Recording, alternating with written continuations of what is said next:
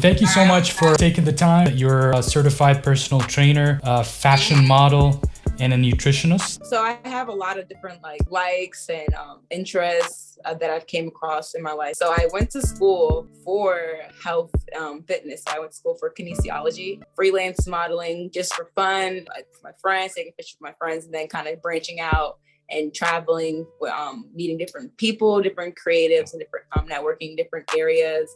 That's kind of how I got into it professionally. I got my certification right after I graduated college. And it's something that drives me just because I feel like health and fitness is going to be something that's going to be a part of my life forever, especially as a model too. You know, you want to keep yourself looking good. It's interesting to me, like, to learn about the human body. It's always changing. It's always something new to be discovered. So that's kind of like my crazy side of me. But I have another side that's like completely artistic and creative and has nothing to do with what I do on the side. Where are you from? So I'm from Virginia. So my parents both are from the Ivory Coast, which is Cote d'Ivoire in West Africa. When I think about my fashion style, I think about different cultures as well. Like I think about this European culture, I think about Asian culture, and all those different things that kind of drives me. But how much of your culture do you carry with you, like when it comes to certain values?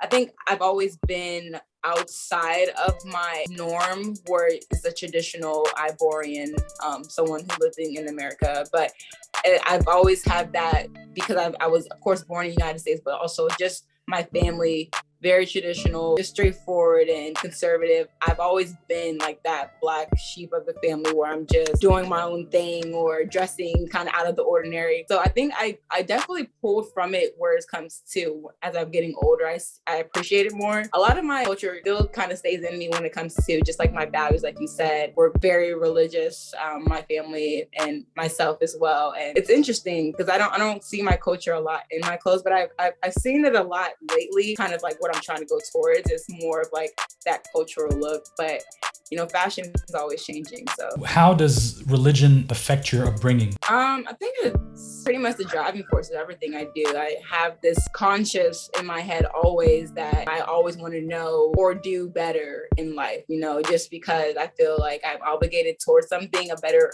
higher purpose, or, you know, a certain goal in life. And I feel like everyone has that, you know, purpose in life to do something. So I feel like that really just drifted my upbringing. So it kind of just makes me, I guess, less likely to go towards the mass. You know, I'm more of a thinker. So I think mythology about just very like long and hard about everything before I actually do stuff. So less influenced by others. It's a weird thing because religion is so many directions now. It's not just one thing. It's, you know, whatever people call it. But to me, still, it's very spiritual, and it kind of just makes me who I am and helps me with like decision making. Or sometimes, you know, when I get in a creative funk and I'm just like, well, let me go back to what I remember, which is always comes back to religion or like prayer or anything like that. And it's always kind of like the source or like the core of like what I am.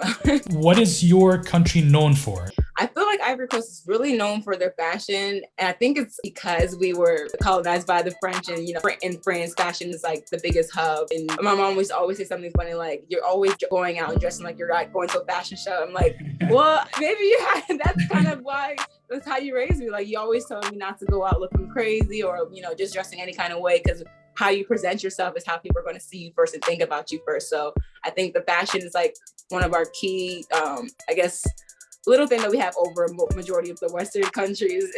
Wow, that's beautiful. Modeling is so interesting because I feel like I've been doing it for so long, but I also feel like I haven't been doing enough of it. Just because of the work school balance. But like me as a fashion model, I just think that social media kind of saturates the whole industry, where it's like you don't really know what a fashion model looks like anymore. It's just kind of like whoever wants to call themselves a model. But like me, I still see fashion model as an art. I still see it as an art form. When I think about print modeling, which is like taking pictures and stuff like that, I see it as an art form. I see myself doing it and feeling excited to do it. When I see the pictures coming out, I always feel like I'm part of this kind of project, or I'm part of this team where I'm creating art. And that to me is like so important, like just being a part of that creative field and that creative industry where I'm creating art daily. And I just see like the passion in it. Like I'm obsessed with clothing. I have probably like 3 closets of just filled with clothes. That kind of just drives my passion even more, just the ability to be exposed to so many different type of clothing and different cultures and different type of styles and other people's art. I think that's like what really drives me to keep going. Even though like sometimes you might not see the fruit of your labor all the time, especially as a fashion model. Like you probably wouldn't guess, but I'm not doing this for the money. I do this because I actually enjoy it. You are your own brand. You're advertising yourself. So I've learned a lot in the business field about being a model, which is actually very interesting because I learned about marketing and all this stuff, the social stuff that's going on now that you have to understand. It's a lot of technicalities into it. It's not just going out there, being pretty, taking pictures. It's actually things that you have to study and understand. And just like any art, you have to understand and practice it. Well, I think one of my favorite meals is we have a sauce, it's a stew called sauce arachide, which is basically peanut butter soup. My favorite. It's like chef's kiss. Can't miss out on any of it. I will take it. I'll eat the meat in it if I really was forced to, because I had nothing else to eat. But like without the meat, I tried it before and it's so yummy. And I can eat it with rice. I can eat it with fufu. It's so good. So one thing that you like about your culture and one thing that you dislike about your culture. I love tradition. I think I appreciate it. I think what I don't per se enjoy out of that is the fact that you can't really be different. This idea of unity and conforming into this image of the perfect, Ivorian or whatever. And you'll see it in a lot of different cultures too, like the expectation of your parents onto the kids, but especially in the African and Ivorian culture, it's just, they want you to be a specific way. And I think that's kind of what holds me back majority, like from like internally, like just really going out there and being exactly who I'm supposed to be in the world. But it's like, they have this idea that, fashion or all this stuff, it doesn't really matter, it's not important. And I think it's the complete opposite. I think it's the most important thing. It's brought so many people together and it's just as important as any other industry out here that, it's making the world go round. We're meeting different people, we're helping each other out, we're inspiring. So I think that's kind of like the least favorite thing I have about my culture, but favorite is the music. It's the spirituality that they have. It's like I said, the unity of just being so tight knit, like my family, we're so close. What cause in the US that you deeply believe in and you support? Childhood hunger. I think that's like something that just really just gets to the core of me. Just the fact that kids are out here just either homeless or without parents. It kind of just drives me insane because of the idea of the dream or that capitalism is the way to go, or just different things. But it's just, there's so many means to how we can help others, and just that cause specifically, I've donated to so many organizations locally. How do we have so many people who are hungry in America when we're like one of the richest countries in the whole entire world? It baffles me that there's not more people that are concerned about the issue that's going on right in front of our faces. Influencers or people who are trying to do something good in the world, but it's always through social media. I'm like, you have a community that you probably don't know anything about. Exactly. But yeah, like it's like your main forum to like help others, and it's like that to me kind of just destroys the whole meaning of social media anyways, because it's like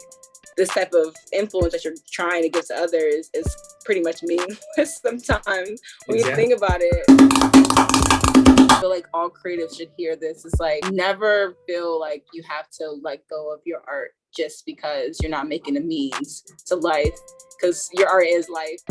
That's a part of you. That's why you're here. That was your purpose. That was your it makes up who you are. So I think that's like the biggest thing. There's so many times where I just thought maybe I should just quit, go back to school and do this and that. But it's like, whatever drives you to be happier, or whatever drives you to wake up in the morning and say, well, this is something that I love to do. Like that should always be like your number one priority, like before the means of income. I just feel like money is such a tool and it's kind of meaningless when you actually think about it, because it's like we're using it to get us to where we actually want to be. And once we get there, it doesn't even matter anymore.